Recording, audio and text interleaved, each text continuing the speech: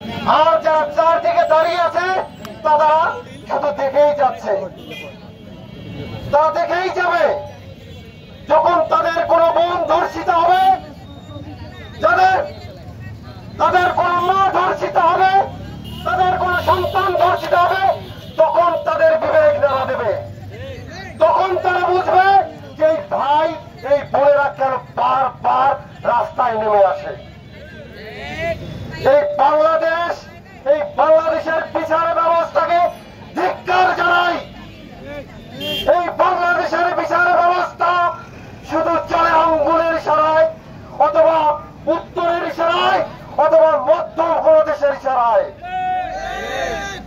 এই বাংলাদেশের বিচার ব্যবস্থা যদি এই বাংলাদেশের মানুষের অধিকার আদায়ের জন্য কাজ করত, তাহলে এত অন্যায় অবিচার হতো না। সারা বাংলাদেশে যে ধর্ষিত মা বোনরা রয়েছে, তাদের কষ্ট তারা উপলব্ধি করতে পারে না।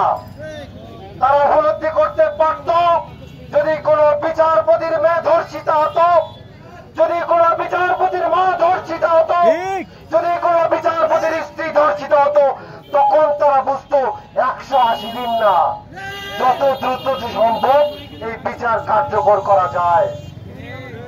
আইনের দোহাই দিয়ে আপনারা যা করছেন বাংলার মানুষ সহ্য করছে, কিন্তু আপনাদের মনে রাখা উচিত সহ্যের একটা সীমা আছে। যারা সহ্যের সীমা ছাড়িয়ে গিয়েছিল তারা আজ উৎখাত হয়েছে। আপনারাও এই সহ্যের সীমা ছাড়িয়ে যাবেন না। আপনাদেরকে বলবো, আইনের দোহাই দিয়ে 180 দিনের দোহাই না দিয়ে যত দ্রুত সম্ভব আসিয়া সহ সারা বাংলাদেশে যারা ধর্ষিত হয়েছে তাদের বিচার দ্রুত নিশ্চিত করুন। তাদেরকে ফাঁসির কাস্তে ঝুলিয়ে সারা বাংলাদেশকে দেখিয়ে দিন বাংলাদেশের বিচার ব্যবস্থা এখনো রয়েছে। পরিশেষে আবারও এই ভাই, আমার সামনে যে ভাইরা রয়েছেন, বোনরা রয়েছেন, তাদেরকে আবারও কৃতজ্ঞতা ও ধন্যবাদ জানিয়ে আমি শেষ করছি। We want justice!